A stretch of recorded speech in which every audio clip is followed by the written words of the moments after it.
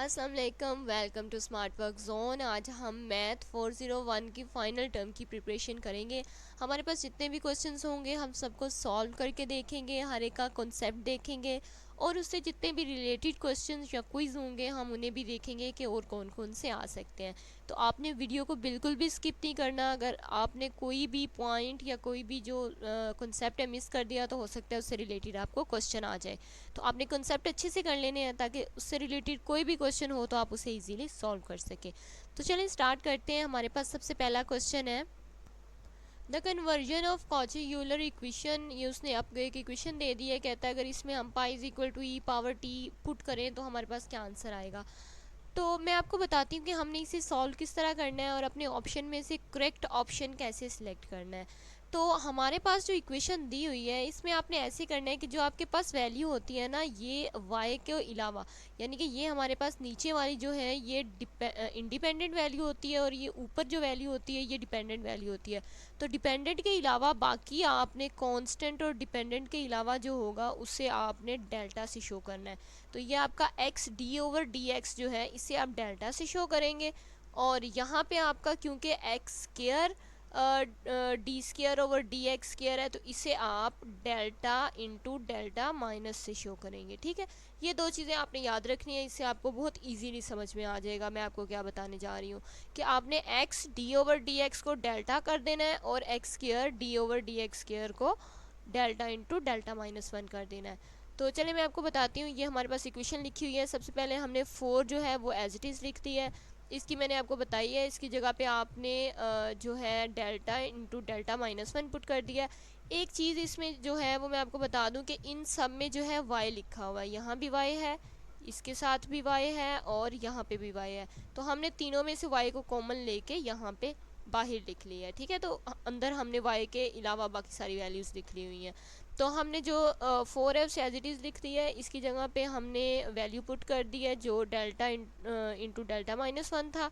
और उसके बाद हमने 8 एज इट इज़ लिख दी है और x into D over d x की जगह हमने डेल्टा पुट कर दिया है प्लस वन और ये y हमारा बाहर कॉमन था इक्वल टू 0 आ गया।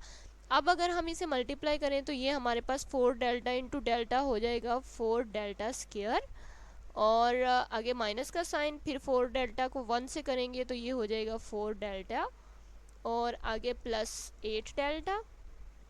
ठीक है, और आगे प्लस 1 लिखा हुआ है। बाकी आपकी जो बाहर वैल्यूज़ हैं वो वैसी आ जाएंगी ब्रैकेट लग के y और इक्वल टू 0। तो अगर आप चेक करें तो हमारे पास ये तो ऐसे ही रहेगा 4 डेल्टा स्क्वायर, लेकिन ये -4 डेल्टा और प्लस 8 डेल्टा को जब आप सॉल्व करेंगे तो आपके पास जो है, यानी कि 8 डेल्टा में से 4 डेल्टा माइनस कर देंगे तो आपके पास बाकी 4 डेल्टा रह जाएंगे। तो आपके पास आंसर कुछ आएगा 4 delta square plus 4 delta plus 1 bracket बाहर y और इक्वल टू 0।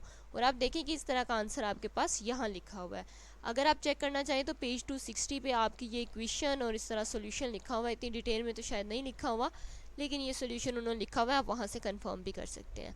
तो चलें अब नेक्स्ट क्वेश्चन देख लेते हैं। नेक्स्ट क्वेश्चन जो है ये मैंने क्रॉस कुछ क्वेश्चन किए हुए हैं, ये हमारे मिड टर्म के सिलेबस में से उन्होंने यहाँ पे लिखे हुए हैं तो वो मैंने नहीं करवाए। नेक्स्ट क्वेश्चन है हमारे पास कंसिडर अ पावर सीरीज़। यहाँ उन्होंने एक पावर सीरीज़ लिख दी है। कहता है कि आपने बताना है कि ये जो पावर सीरीज़ है ये हमें इंक्लूसिव रिज़ल्ट कब देगी। तो इसके लिए ये देखिए मैंने आपको नोट से ये तीनों आपकी इक्वेशंस लिख दी हैं। जो पावर सीरीज़ होती हैं ये हमें तीन तरह के रिज़ल्ट देती हैं। या तो ये हमें कन्वर्जेंस रिज़ल्ट देती हैं, या ये हमें डाइवर्जेंस रिज़ल्ट देती हैं, या फिर ये हमें इंक्लूसिव रिज़ल्ट देती हैं। तो ये कन्वर्जेंस रिज़ल्ट हमें कब देती हैं, जब हमारी वैल्यू ऑफ एक्स जो है वो स्मॉलर देन 1 हो। और डाइवर्जेंस रिज़ल्ट कब होते हैं, जब हमारी जो है वैल्यू वो ग्रेटर देन 1 हो। ये देखें जब हमारी वैल्यू जो है वो ग्रेटर देन 1 हो या हमारी वैल्यू इन्फिनिटी तक हो। ठीक है, इन्फिनिटी के इक्वल हो। और जो थर्ड चीज़ है कि इंक्लूसिव कब देती हैं, जब x की वैल्यू जो है वो इक्वल टू 1 हो। x इस तरह x मीन में वो पूछ सकता है, या फिर वो जैसे इन्होंने l लिखा हुआ है तो l भी पूछ सकता है। तो अगर तो यहाँ पे वो लिख देता कन्वर्जेंस तो हम जो है l स्मॉलर देन 1 चूज़ करते, यानी कि हम इस वाले को चूज़ करते। अगर वो यहाँ पे डाइवर्जेंस लिख देता तो फिर हम इसको चूज़ करते हैं। और क्योंकि अब उसने इंक्लूसिव लिख दिया है और हमने देखा है कि इंक्लूसिव वाला जो है वो एल या एक्स इक्वल टू 1 है, तो हमारा जो करेक्ट आंसर होगा वो होगा सेकेंड। तो अब नेक्स्ट क्वेश्चन की तरफ चलते हैं। नेक्स्ट क्वेश्चन है हमारे पास, ये लिखा हुआ है, कहता है सपोज डाटा पावर सीरीज़, यहाँ उसने फिर हमें एक पावर सीरीज़ दे दी है। तो कहता है अगर एक पावर सीरीज़ के अंदर आपका जो फंक्शन है, आपका फंक्शन अगर कंटिन्यूस हो, डिफरेंशिएबल भी हो, और ये देखें वो कहता है अगर आपका फंक्शन कंटिन्यूस भी हो, डिफरेंशिएबल भी हो और इंटीग्रेबल भी हो, तो आप क्या कहेंगे कि आप जो है उसके लिए कौन सा डोमेन यूज़ करेंगे। तो यहाँ पे उसने 3 हमें ऑप्शंस दिए हुए हैं। तो आपका जो नोट्स के अंदर उन्होंने हमें डोमेन बताया हुआ है, तो वो हमारा a-r a+r है। तो हम कौन सा डोमेन जो है वो सिलेक्ट करेंगे, वो हमारा होगा ये थर्ड वाला a-r a+r।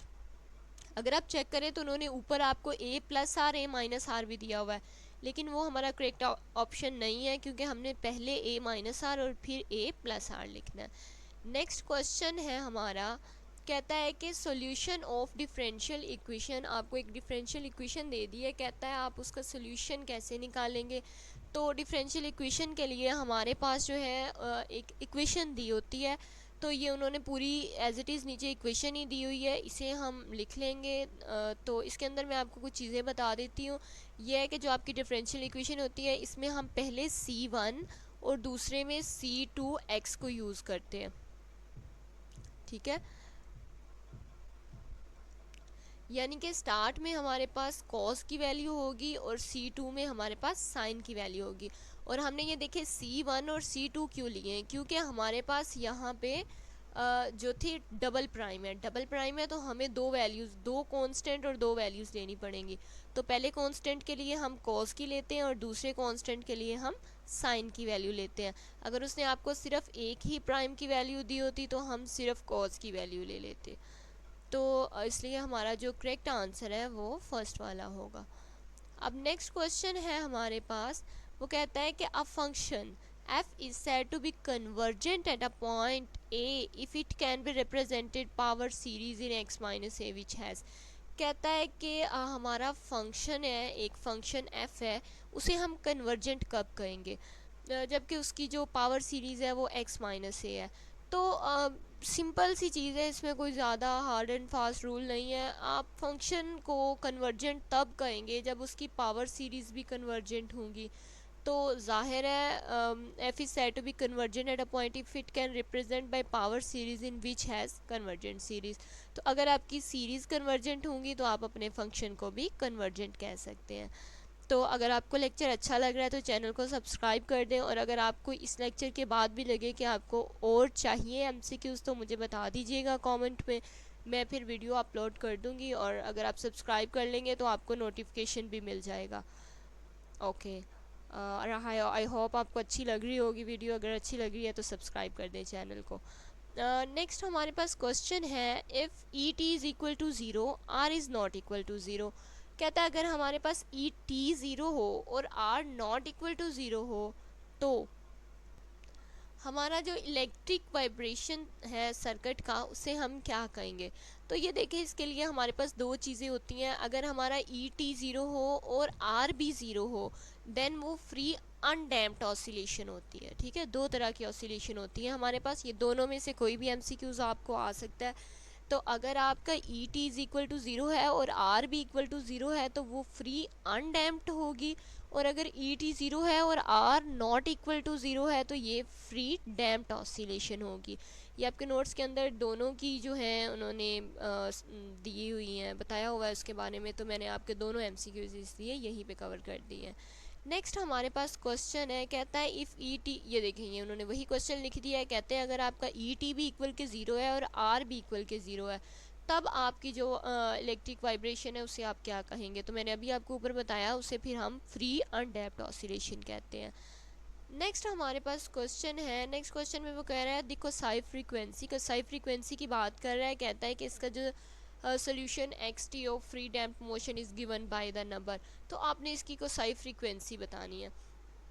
कोसाई के बारे में हमें दो चीज़ें दी होती हैं, एक हमारा कोसाई पीरियड होता है और एक हमारे पास कोसाई फ्रीक्वेंसी होती है।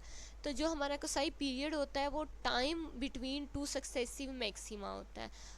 आपको इन दोनों के बारे में कुछ कहीं भी पूछ सकता है, यानी कि दोनों एमसीक्यूज आ जाते हैं, कभी वो कोसाई पीरियड पूछ लेता है, कभी वो कोसाई फ्रीक्वेंसी पूछ लेता है। तो अगर कोसाई पीरियड पूछे तो आपने बताना है कि time between two successive maxima, और अगर कोसाई फ्रीक्वेंसी पूछे तो उसके लिए आपके पास ये एक इक्वेशन दी हुई है, जिसमें जो है आपके पास ये देखें under root omega square minus lambda square over 2 pi. तो ये एज इट इज़ इक्वेशन आपके नोट्स में लिखी हुई है और आपने साथ में ये वाला एमसीक्यूज भी देख लेना है। नेक्स्ट हमारे पास क्वेश्चन है, कहता है कि since x t is equal to 2√10/3, और ये एक इक्वेशन दे दी है उसने, तो कहता है कि आपने इसमें से बताना है कि हमारे पास फेज़ एंगल कौन सा है। ठीक है, तो उसने पूछा है कि आपने बस इसमें से फेज़ एंगल बता देना है।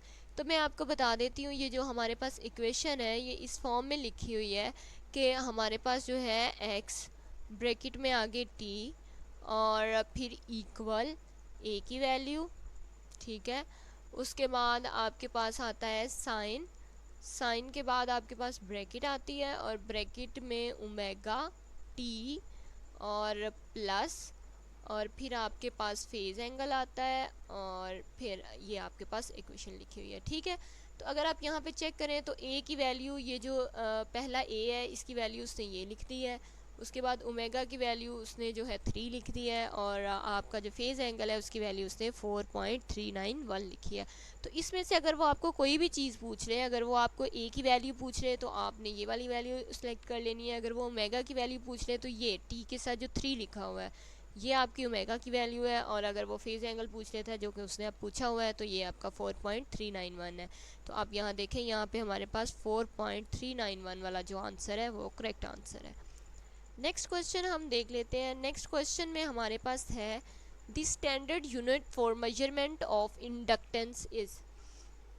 यहाँ हमारे पास दो टॉपिक्स हैं, एक उन्होंने इंडक्टेंस का दिया हुआ है और एक कैपेसिटेंस का दिया हुआ है। तो जो कैपेसिटेंस होती है उसके लिए हम फैरेड यूज़ करते हैं और जो इंडक्टेंस होती है उसके लिए हम हेनरी यूज़ करते हैं। तो ये भी आपके पास दो यूनिट हैं, वो दोनों में से पूछ सकता है। इंडक्टेंस अगर हमने फाइंड करनी हो तो हम हेनरी यूनिट यूज़ करते हैं, और अगर हमने कैपेसिटेंस फाइंड करनी हो तो उसके लिए हम फैरेड यूज़ करते हैं। नेक्स्ट हमारे पास क्वेश्चन है, कहता है कि the second order linear differential equation, आपके पास second order linear differential equation है, इक्वेशन उसने दे दी है, कहता है इसकी बेसल इक्वेशन ऑफ डिग्री आपने बतानी है। अब ये क्वेश्चन मुझे कोई ज़्यादा कंफर्म तो नहीं है, लेकिन मेरे ख्याल में हमारे फॉर्मूले में जो है ना ये वैल्यू कुछ इस तरह आती है, x square minus v square, ये इस तरह होती है। ये जो ब्रैकेट के अंदर एक्स स्क्वायर माइनस 49 लिखा हुआ है ना, तो यहाँ पे वी स्क्वायर होता है। तो मेरे ख्याल में अगर हम यहाँ पे वी स्क्वायर इसे स्क्वायर की फॉर्म में लाएं तो हमारे पास ये 7 स्क्वायर बनती है। तो मुझे लगता है कि इसका 7 आंसर करेक्ट हो जाना चाहिए, लेकिन क्योंकि मुझे कंफर्म नहीं है इसके बारे में, तो हो सकता है शायद इसकी डिग्री की इक्वेशन स्क्वायर वाली हो, इसलिए मुझे इनमें कन्फ्यूजन है। तो अगर तो इसका आंसर 2 था तो फिर तो वाकई नन ऑफ दीज आएगा, लेकिन मुझे लगता है इसका आंसर 7 होगा, तो आपने ये खुद कंफर्म कर लेना। नेक्स्ट हमारे पास क्वेश्चन है, ये उससे एक इक्वेशन कहता है which of the rule in matrices under multiplication does not hold true. कहता है कि कौन सा रूल है जो मल्टीप्लिकेशन के जो असूल है उन्हें ट्रू नहीं करता। तो देखिए, जो हमारे पास कम्यूटेटिव लॉ होता है, ये मैंने आपको बताने के लिए ऊपर लिख दिया है कि कम्यूटेटिव लॉ ये होता है, वो कहता है कि अगर आप ए और बी को मल्टीप्लाई करें और फिर आप बी और ए को मल्टीप्लाई करें तो दोनों का आंसर सेम नहीं होगा। तो ये हमारे मल्टीप्लिकेशन लॉ को ख़राब करता है। नॉर्मली ऐसे होता है ना कि अगर हम चाहे तो 3 को 2 से मल्टीप्लाई कर दें या फिर 2 को 3 से मल्टीप्लाई कर दें तो हमारा आंसर जो है वो सेम आता है। लेकिन जो कम्यूटेटिव लॉ है ये हमें एक इसका रूल होता है कि ए बी जो है वो नॉट इक्वल टू बी ए होते हैं, तो इसलिए कम्यूटेटिव लॉ जो है ये मल्टीप्लिकेशन को ट्रू नहीं होने देता। नेक्स्ट हमारे पास क्वेश्चन है, कहता है कि इफ़ अ मैट्रिक्स हैज़ 3 रोज़, अगर एक मैट्रिक्स है उसमें 3 रोज़ और 2 कॉलम्स हैं तो वो हम मैट्रिक्स को क्या कहेंगे। देखें अगर एक मैट्रिक है और उसमें 3 रोज और 2 कॉलम्स है, तो आप चेक करें ये एक रो और ये दूसरी रो, और ये यहाँ पे हमारे पास अगर 3 रोज हों और 2 कॉलम्स हों, तो आप चेक करेंगे वो हमारे पास स्क्वायर तो नहीं बन सकता। ठीक है, हमारे पास इस तरह या तो स्क्वायर बनता है या फिर ट्रायंगल बनता है। तो ये हमारे पास क्योंकि रोज़ ज़्यादा है तो ये हमारे पास कुछ इस तरह बनेगा, है ना। रोज़ ज़्यादा है तो और कॉलम कम है तो ये इस तरह बन जाएगा। तो जो है ये हमारे पास स्क्वायर नहीं बनेगा। स्क्वायर ना बनने की वजह से ये हमारे पास रेक्ट एंगल बनेगा। आई थिंक आपको समझ आ रही होगी कि अगर 3 रोज़ हैं, देखें रोज़ किस तरह होती है, हमारे पास इस फॉर्म में होती है ना। तो अगर हम 3 रोज़ लगाएं और 2 कॉलम्स हों तो उसकी जो है लेंथ ज़्यादा हो जाएगी नीचे की तरफ और विड्थ उसकी कम हो जाएगी, तो उसे हम रेक्ट एंगल कहेंगे। तो हमारा जो ऑप्शन है रेक्ट एंगल वाला वो करेक्ट आंसर होगा। नेक्स्ट हमारे पास क्वेश्चन है, कहता है उसने 2 मैट्रिक्स दे दिए हमें, तो ए इंटू बी, एक ए मैट्रिक्स है एक बी है, तो ए इंटू बी की वैल्यू आपने फाइंड करनी है। तो आपने क्या करना है, सबसे पहले आपने देखना है ए की कितनी रोज़ हैं। तो आप चेक करें तो एक इसकी ए की ये रो है और एक ये रो है, 2 रोज़ हैं, तो आपने यहाँ 2 लिख लेना है। उसके बाद ए के कॉलम कितने हैं, तो 1 2 एंड 3 कॉलम है, तो आपने यहाँ पे 3 लिख लेना है। इसी तरह आपने बी की रोज़ और कॉलम्स चेक कर लेनी है, तो इसकी जो है 3 रोज़ है तो हमने यहाँ पे 3 लिख दिया, और इसके 4 कॉलम्स हैं तो हमने साथ में 4 लिख दिया। तो ये देखें हमारे पास ये कुछ इस तरह बन गया है। तो अब आपने क्या करना है कि फर्स्ट वाले की आपने रोज़ लेनी है और सेकंड वाले के आपने कॉलम लेने हैं, और ये जो इसका आंसर होगा यानी कि ये जो दोनों हमने सर्कल किए हैं ये हमारा करेक्ट आंसर होगा। तो 2 इंटू 4 हमारा करेक्ट आंसर होना चाहिए, और अगर आप देखें तो यहाँ पे हमारे पास 2 इंटू 4 करेक्ट आंसर है। तो नेक्स्ट क्वेश्चन है हमारे पास, the given system without the use of matrices, या उसने हमें एक इक्वेशन दे दी है। तो कहता है कि इसे सॉल्व करके आपने हमें डी एक्स और डी वाई की जो वैल्यूज़ हैं, d x over d t और d y over d t की, वो आपने सेपरेट कर देनी है। तो इसका मेथड मैं आपको बताती हूँ। हमने क्या करना है, सबसे पहले हम x की वैल्यू फाइंड करेंगे। तो जो x की लाइन में वैल्यूज़ हैं हम सिर्फ उन्हें ही यूज़ करेंगे, ठीक है। तो चलें हम स्टार्ट करते हैं। सबसे पहले हमने क्या करना है कि x की लाइन वाली वैल्यूज़ यूज़ करनी है, तो हम जो है इनको यूज़ करेंगे, ओके। तो इसके लिए हम क्या करेंगे, हमारे पास जो है dx पहले हमने फाइंड करना है, तो ये हमारे पास हो जाएगा dx over dt। I think आपको समझ आ रहा होगा, मेरे पढ़ने से वो एक माउस से लिखने से थोड़ी प्रॉब्लम हो जाती है। तो हमारे पास ऊपर क्या है, पहली वैल्यू 3 है तो हम 3x लिख लेंगे। उसके बाद हमारे पास -7 है तो हम -7y लिख लेंगे, और फिर हमारे पास प्लस और 4 है तो फिर हम +4, और आगे पास हमारे पास साइन t है तो आगे हम साइन t लिख लेंगे। तो ये हमारे पास जो है ये हमारी x की वैल्यू आ गई, यानी कि dx ओवर dt की। इसी तरह हम dy ओवर dt की वैल्यू फाइंड कर लेंगे। तो dy ओवर dt की फाइंड करने के लिए हम जो है ये नीचे वाले सारे लेंगे। तो इसके लिए हमें सबसे पहले ये देखें हमारे पास 1 लिखा हुआ है तो हम x लिखेंगे, उसके बाद फिर 1 है तो हम +y लिखेंगे, और फिर +8 है तो फिर हम +8, और आगे वैसे ही साइन t। तो ये हमारा आंसर है। हम देखेंगे ये कौन से ऑप्शन में करेक्ट है तो हम वो चूज़ कर लेंगे। तो ये देखें यहाँ पे हमारे पास 3x - 7y + 4t ये, और यहाँ पे ये वाला जो y वाला आंसर है, या इस वाले में हमारे दोनों जो क्लियर आंसर लिखे हुए हैं, तो ये वाला हमारा करेक्ट आंसर होगा। इसे हम सिलेक्ट कर लेंगे। कोई भी क्वेश्चन हो आपने इसी तरह उसे सॉल्व करके चेक कर लेना है। ये देखें ये हमारे पास क्वेश्चन बिल्कुल वही उसी तरह का क्वेश्चन दिया हुआ है, बस थोड़ी सी उससे वैल्यूज़ चेंज की हैं। तो अगर आप चेक करें तो ये हमारे पास बनेगा dx over dt is equal to 3x - 7x + 4e⁻ -t, और दूसरे जो है वो dy over dt is equal to x + y + 8 और e⁻ -t। बस वही एंड वाली इक्वेशन उसने चेंज किया है। तो ये वाला जो आपका ऑप्शन है ये करेक्ट हो रहा है, तो इसे आप चूज़ कर लेंगे। बिल्कुल सेम है, इसे आप खुद सॉल्व करके देख लीजिएगा। नेक्स्ट हमारे पास क्वेश्चन है, the coefficient matrix of the following homogeneous system of differential equation. ये हमें एक डिफरेंशियल इक्वेशन दे दी है और कहता है कि आपने इसमें जो है हमें होमोजीनियस सिस्टम जो है वो फाइंड करके देना है। तो होमोजीनियस सिस्टम हम किस तरह फाइंड करेंगे?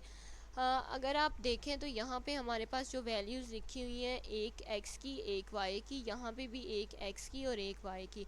तो मैट्रिक्स बनाने के लिए हम क्या करते हैं कि हम ब्रैकेट्स यूज़ करते हैं। आप ये भी वो पूछ लेता है क्वेश्चंस में कि हम कभी वो पूछ लेता है ब्रैकेट यूज़ करते हैं किसके लिए, नीचे ऑप्शन दे देता है तो हमने मैट्रिक्स यूज़ करना होता है, या फिर वो आपको कह देगा मैट्रिक्स के लिए हम क्या यूज़ करते हैं, तो हम ब्रैकेट्स यूज़ करते हैं। तो मैट्रिक्स बनाने के लिए सबसे पहले हम ब्रैकेट लगाएंगे। तो यहाँ पे जो हमारी पहली वैल्यू होती है ये वाली लाइन, यहाँ पे हम x की वैल्यूज़ लिखते हैं और यहाँ पे हम y की वैल्यूज़ लिखते हैं। तो सबसे पहले हमारे पास x की वैल्यू क्या है 3 और y की वैल्यू क्या है 2, और नेक्स्ट वाले में हमारे पास x की वैल्यू क्या है 1 और y की वैल्यू 2। तो हमारे पास जो मैट्रिक्स बना है वो है 3 2 1 एंड 2। तो ये हमारे पास मैट्रिक्स बना है। अब हमने मैं इसको कलर चेंज करके आपको शो करवा देती हूँ। ये वाला हमारे पास जो मैट्रिक्स है ये हमने चूज़ करना है। तो 3 2 1 2 वाला मैट्रिक्स हमारे पास यहाँ पे बन रहा है, तो ये वाला हम इसे चूज़ कर लेंगे। तो ये हमारा करेक्ट ऑप्शन होगा। नेक्स्ट क्वेश्चन की तरफ आ जाते हैं। नेक्स्ट क्वेश्चन हमारे पास ये लिखा हुआ है, ये उसने एक इक्वेशन लिख दी है। तो कहता है कि आपने नीचे से करेक्ट ऑप्शन चूज़ करना है। तो आप देखें यहाँ पे उसने जो लिखा हुआ है वो हमारे पास है 4 माइनस लेमडा। तो आपने क्या करना होता है, इन इक्वेशंस को, वैसे तो नॉर्मली इसका मेथड होता है आप मल्टीप्लाई करके ऐसे सॉल्व करते हैं, लेकिन इसने वो चीज़ नहीं पूछी हुई। तो आपने क्या करना है, बस 4 माइनस लेमडा को लेना है, इक्वल रख लेना है 0 के, और लेमडा की वैल्यू निकाल लेनी है। तो क्योंकि यहाँ माइनस लेमडा है तो लेमडा इधर जाएगा तो प्लस लेमडा हो जाएगा। तो ये 4 और माइनस लेमडा इधर जाके हो जाएगा प्लस लेमडा। तो लेमडा इज़ इक्वल टू 4। तो हमारे पास वैल्यू आएगी लेमडा इज़ इक्वल टू 4। तो वो तो देखिए उन्होंने तीनों में सेम लिखी हुई है। अब मल्टीप्लाइसिटी कितनी है, यानी कि लेमडा माइनस 4 कितनी दफ़ा आया हुआ है, तो ये देखिए ये हमारे पास बहुत सिंपल है, 3 दफ़ा आया हुआ है। तो हमारी मल्टीप्लाइसिटी जो है वो 3 होगी। तो हमारा जो करेक्ट आंसर है वो होगा lambda is equal to 4 of multiplicity of 3। ठीक है, नेक्स्ट क्वेश्चन की तरफ चलते हैं। नेक्स्ट क्वेश्चन है हमारा, by applying the operator method or systematic elimination on a system of linear homogeneous or linear non homogeneous differential equation। तो ये जो है आपका ये अगर आप देखें ऑपरेटर मेथड के नाम से आपके जो है नोट्स के अंदर एग्जैक्ट उन्होंने दिया हुआ है, और वहाँ पे उन्होंने लिखा हुआ है कि ये हमारी सिंगल लीनियर डिफरेंशियल इक्वेशन होती है। मैं आपको शो करवा देती हूँ। तो ये देखें ये आपके नोट्स पे ये है 331 पे लिखा हुआ है, ये इन्होंने यहाँ पे शो किया हुआ है। ये ऊपर वो पूरी हेडिंग लिखी हुई है स्टेटमेंट जो हमें नोट्स में उन्होंने दी हुई है पास्ट पेपर्स में, और यहाँ पे उसने लिखा हुआ है कि ये हमारे पास जो सिंगल डिफरेंशियल इक्वेशन होती है। तो यही उसने हमें ऑप्शन दिए हुए हैं, तो हमारा जो करेक्ट ऑप्शन होगा वो सिंगल लीनियर डिफरेंशियल इक्वेशन होगा। नेक्स्ट क्वेश्चन की तरफ चलते हैं। नेक्स्ट क्वेश्चन है हमारे पास, कहता है कि F for the system of differential equation. आपके पास एक डिफरेंशियल इक्वेशन का सिस्टम है, तो ये जो d y over d t is equal to 2x और d x over d t is equal to 3y। तो आपने इसमें से इंडिपेंडेंट वेरिएबल्स बताने हैं। तो मैंने आपको शायद पहले भी क्लियर किया था कि डिपेंडेंट और इंडिपेंडेंट वेरिएबल्स मैंने आपको बताए थे। जो हमारे पास यहाँ ऊपर लिखे होते हैं ये हमारे पास डिपेंडेंट वेरिएबल्स होते हैं, और ये जो हमारे पास नीचे लिखा होता है ये हमारे पास इंडिपेंडेंट वेरिएबल होता है। तो अगर वो हमसे डिपेंडेंट पूछता तो वो यहाँ पे हमारे पास y और x डिपेंडेंट है, तो हम y और x वाला ऑप्शन चूज़ करते हैं। लेकिन अब उसने इंडिपेंडेंट पूछा है, और आपको पता है कि जो इंडिपेंडेंट है जो नीचे लिखा होता है वो इंडिपेंडेंट है। और अगर आप देखें तो दोनों में इंडिपेंडेंट वेरिएबल सेम है t, तो इसका मतलब है हमारा जो इंडिपेंडेंट वेरिएबल होगा वो ये वाला फोर्थ वाला आंसर हमारा करेक्ट होगा। नेक्स्ट क्वेश्चन देखते हैं। नेक्स्ट क्वेश्चन वो कहता है द डिफरेंशियल इक्वेशन, उसके पास एक इक्वेशन लिखी हुई है। तो कहता है ये लीनियर है नॉन लीनियर है, ये आपने बताना है। तो आपको मैं बताऊं कि नॉन लीनियर जो हमारे पास इक्वेशन लीनियर और नॉन लीनियर में क्या डिफरेंस होता है। नॉन लीनियर हमारे पास ऐसी इक्वेशन होती है जिसमें जो हमारे पास डिपेंडेंट वेरिएबल है ना, जैसे यहाँ पे y है, y डिपेंडेंट वेरिएबल है ना, अगर y के ऊपर स्केयर हो या y अपने ही किसी कंप्लीमेंट से मल्टीप्लाई हो रहा हो, ठीक है ना, आपको समझ आ रही है। अगर ये हमारे पास है डिपेंडेंट वेरिएबल, तो अगर हमारा डिपेंडेंट वेरिएबल अपने ही किसी वेरिएबल से मल्टीप्लाई हो रहा हो या इसके ऊपर जो है पावर हो कोई, तो हम कहते हैं कि ये हमारी नॉन लीनियर इक्वेशन है। लेकिन यहाँ पे क्योंकि ऐसा कुछ भी नहीं है तो ये हमारे पास लीनियर इक्वेशन है। नेक्स्ट क्वेश्चन है हमारे पास, वो कहता है if a square matrix and its determinant is zero then, कहता है कि अगर हमारे पास एक मैट्रिक्स ए है और वो स्क्वायर मैट्रिक्स है और उसका डिटर्मिनेंट ज़ीरो है, तो हमारा आंसर क्या होगा। देखिए, अगर तो हमारे पास डिटर्मिनेंट ऑफ ए ज़ीरो हो तो वो सिंगुलर मैट्रिक्स होते हैं, और अगर डिटर्मिनेंट ऑफ ए ज़ीरो ना हो तो वो नॉन सिंगुलर मैट्रिक्स होते हैं। ये बहुत सिंपल सी दो डेफिनेशंस हैं। तो अगर तो वो कहेगा कि डिटर्मिनेंट ज़ीरो है तो आपने सिंगुलर मैट्रिक को करेक्ट कर देना है, और अगर वो कहेगा कि डिटर्मिनेंट नॉन ज़ीरो है तो आपने नॉन सिंगुलर मैट्रिक्स को चूज़ कर लेना है। नेक्स्ट हमारे पास क्वेश्चन है, कहता है कि the period of oscillator in the solution, ये उसने आपको एक इक्वेशन दे दी है और कहता है इसमें से आपने पीरियड ऑफ ऑसिलेटर हमें फाइंड करके देना है। क्या फाइंड करके देना है आपने उसमें से, पीरियड ऑफ ऑसिलेटर। तो वो हम कैसे फाइंड करेंगे, पीरियड ऑफ ऑसिलेटर के लिए हमारे पाज फॉर्मूला होता है t इज इक्वल टू 2π/ओमेगा। तो 2 और पाई की वैल्यू तो आपको पता है क्या होती है, आप जो है अपने कैलकुलेटर में पाई भी यूज़ कर सकते हैं। तो जब आप ओमेगा की वैल्यू, ये जो टी के साथ वैल्यू लिखी होती है, ये हमारे पास ओमेगा की वैल्यू होती है। तो यहाँ पे हमारे पास जो इक्वेशन बनेगी वो t π/20 बनेगी। तो अगर हम इसकी कटिंग करें तो ये हमारा 2 और यहाँ 10 हो जाएगा, और आप π/10 जब सॉल्व करेंगे तो आपके पास जो आंसर आएगा वो 0.31400 आएगा। आप चाहें तो अभी अपना कैलकुलेटर पकड़ के उस पर सॉल्व कर सकते हैं, आपका एग्जैक्ट आंसर यही आएगा। मैंने क्वेश्चन सॉल्व किए हुए हैं। नेक्स्ट हमारे पास क्वेश्चन है, कहता है an electronic component of an electronic circuit that has the ability to store charge and oppose any change of voltage in the circuit is called। तो ये बहुत सिंपल है, अगर आपने फिज़िक्स पढ़ी हुई है तो आप फ़ौरन बता सकते हैं कि ऐसी कौन सी चीज़ है जो अपने अंदर चार्ज को स्टोर करती है, तो वो कैपेसिटर होता है। नाइन्थ में, ये नाइन्थ 10th और इंटर की बुक्स में भी ये बहुत इजीली हमें बताया हुआ है, हमने बहुत टाइम पढ़ा हुआ है। अगर आपने ज़रा सी भी फिज़िक्स को टच किया हो तो आपको ये बात पता होगी कि जो कैपेसिटर होता है वो चार्ज को स्टोर करता है।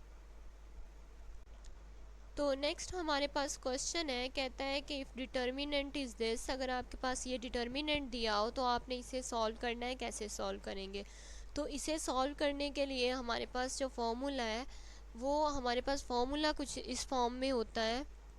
ये आपके पास डिटर्मिनेंट का फॉर्मूला होता है a माइनस लैम्डा आई और फिर इक्वल टू ज़ीरो। लेकिन इसे सॉल्व कैसे करना है ये मैं आपको इजी तरीके से बता देती हूँ। आपने क्या करना है कि d-3 लिखना है। d-3 को, यानी कि जो ऑपोजिट वैल्यूज़ हैं, d-3 को d-1 से मल्टीप्लाई कर देना है, और उसके बाद आपने माइनस डाल के इनको मल्टीप्लाई करके लिख लेना है। माइनस के बाद ये -1 है और ये 1 है, यानी कि इसे भी हम ऐसे लिख लेते हैं -1 और 1। तो आपने इसे इस तरह सॉल्व करना है। ये देखिए, हमने इन दोनों को मल्टीप्लाई किया, माइनस डाला और फिर इन दोनों को मल्टीप्लाई करके लिख लिया। तो इन दोनों को जब आप मल्टीप्लाई करेंगे तो आपके पास वैल्यू जो आएगी वो आएगी d², और ये -3d और ये आ जाएगा -3d, और उसके बाद आप जब -3d और +3, तो ये आपके पास आ जाएगा। उसके बाद जब आप इनको सॉल्व करेंगे तो आपके पास ये 1 1 था, 1 -1 और माइनस माइनस प्लस, तो +1 हो जाएगा। तो आपके पास जो आंसर बनेगा वो d² -3d और जो है -d, तो ये आपके पास -4d हो जाएगा, और +3 और +1 जो है +4 हो जाएगा। तो आपके पास जो आंसर है वो आएगा d² -4d +4। तो अगर आप चेक करें तो आपका इस तरह का जो आंसर है वो यहाँ पे लिखा हुआ है, तो ये आपका करेक्ट आंसर है। नेक्स्ट क्वेश्चन की तरफ चलते हैं। नेक्स्ट क्वेश्चन वो कहता है रेक्टेंगुलर अरेंजमेंट ऑफ नंबर्स और functions enclosed in a square bracket is called. अगर स्क्वायर ब्रैकेट के अंदर हमने कुछ नंबर्स अरेंज करके लिखे हों रेक्टेंगल फॉर्म में, तो वो क्या कहलाते हैं? तो आपको याद होगा, अभी मैंने पीछे आपको बताया था कि ब्रैकेट की फॉर्म में जब हम कोई नंबर्स लिखते हैं तो हम उन्हें मैट्रिक्स कहते हैं। तो यहाँ पे हमारा करेक्ट आंसर मैट्रिक्स होगा। नेक्स्ट क्वेश्चन है हमारे पास, कहता है if Wronskian of the solution vector x1 into एड x2 इज़ ज़ीरो, तो आपके वेक्टर्स क्या होंगे? तो देखिए, अगर हमारे x1 एंड x2 ज़ीरो होते हैं तो हमारे पास लीनियरली डिपेंडेंट होते हैं, और अगर हमारे पास x1 and x2 not equal to zero हों या नॉन ज़ीरो हों तो हमारे पास लीनियरली इंडिपेंडेंट होते हैं। तो क्योंकि यहाँ पे हमारे पास x1 and x2 is zero है, तो हम जो है लीनियरली डिपेंडेंट को सिलेक्ट कर लेंगे। नेक्स्ट क्वेश्चन है हमारे पास, कहता है अगर आपके पास ये एक इक्वेशन दे दी है, कहता है इसकी आइगन वैल्यूज़ आपने फाइंड करनी है। तो आइगन वैल्यूज़ फाइंड करने का वही फॉर्मूला होता है जो मैंने आपको अभी ऊपर बताया था, which is a minus lambda आई, और उसके साइड पे आप जो है वो स्लैश लगा के और इक्वल टू ज़ीरो कर देते हैं। लेकिन इसको सोल्व कैसे करना है मैं आपको तरीका बताती हूँ। बहुत इजी सा सोल्यूशन होगा, आपको कोई फॉर्मूला पुट करने की ज़रूरत नहीं पड़ेगी। आपने दोनों के साथ जो है लेमडा लगा देना है, ठीक है।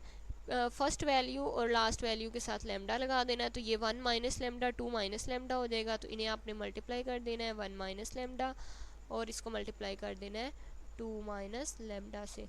तो जब आप सॉल्व करेंगे तो आपके पास आंसर आ जाएगा। ये आप मल्टीप्लाई करेंगे, पहले 1 को 2 से किया तो 2 आ गया, फिर 1 को माइनस लेमडा से किया तो माइनस लेमडा आ गया, फिर आपने माइनस लेमडा से को 2 से किया तो माइनस 2 लेमडा आ गया, और फिर आप इसको इससे करेंगे तो ये प्लस लेमडा स्क्वायर आ जाएगा। तो ये यहाँ पे स्क्वायर आ जाएगा। और जब आप इन्हें अरेंज कर दिया, मैंने ये 2 पहले लिख लिया, माइनस 2 लेमडा उसके बाद, और फिर माइनस लेमडा, और फिर प्लस लेमडा स्क्वायर। तो इन दोनों में से आप 2 कॉमन ले लेंगे और इन दोनों में से माइनस लेमडा कॉमन ले लेंगे, तो आपके पास ये जो दो वैल्यूज़ आ जाएंगी। तो ये दो आपके पास वैल्यूज़ आई हैं, और जब आप इन दोनों को ज़ीरो के इक्वल रखेंगे तो आप चेक करेंगे कि आपके पास जो है ये -1 है, इधर जाके +1 हो जाएगा तो लेमडा इज़ इक्वल 1, और ये -2 इधर जाके +2 हो जाएगा तो लेमडा इज़ इक्वल टू 2। तो आपके पास 1 और 2 आंसर आएंगे। तो आपके पास जो भी क्वेश्चन होगा जहाँ पे वो आपको आइगन वैल्यूज़ फाइंड करने को कहेगा, आपने सेम इसी मेथड से फाइंड करनी है, आपका आंसर आ जाएगा। इन दोनों में से आपने जो है 1 माइनस लेमडा और 2 माइनस लेमडा करके उनको मल्टीप्लाई कर देना है और लेमडा की वैल्यू निकाल लेनी है, तो आपका आंसर आ जाएगा। नेक्स्ट क्वेश्चन की तरफ चलते हैं। नेक्स्ट क्वेश्चन वो कहता है let lambda be the eigenvalues of non zero square matrix A then the equation determinant ये दिस इज कॉल्ड। कहता है कि उसने एक डिटर्मिनेंट दे दिया और कहता है कि आपने बताना ये क्या है। आपको मैं बता दूं कि जो ए है हमारे पास, जो नई इक्वेशन है जो हमारे पास, ये determinant A minus lambda I is equal to zero वाली, इसे हम करेक्टरिस्टिक ऑफ इक्वेशन कहते हैं। आपके नोट्स में ये जो है एज इट इज़ लिखा हुआ है। ये देखें अगर आप यहाँ पे, तो उन्होंने लिखा हुआ है कि जो आपकी ये करेक्टरिस्टिक इक्वेशन है वो ये होती है डिटर्मिनेंट ए माइनस लेमडा आई। तो यही बात उन्होंने हमसे पूछी हुई है, तो हम यहाँ पे जो हमारा करेक्ट आंसर होगा वो होगा करेक्टरिस्टिक्स इक्वेशन। नेक्स्ट क्वेश्चन है हमारे पास, कहता है eigen values of the following homogeneous system of differential equation with coefficient matrix is this. तो आपने जो है लेमडा की वैल्यूज़ फाइंड करके देनी है। तो देखिए लेमडा की वैल्यूज़ मैंने आपको पहले भी बताया था हमने कैसे फाइंड करनी है आइगन वैल्यूज़।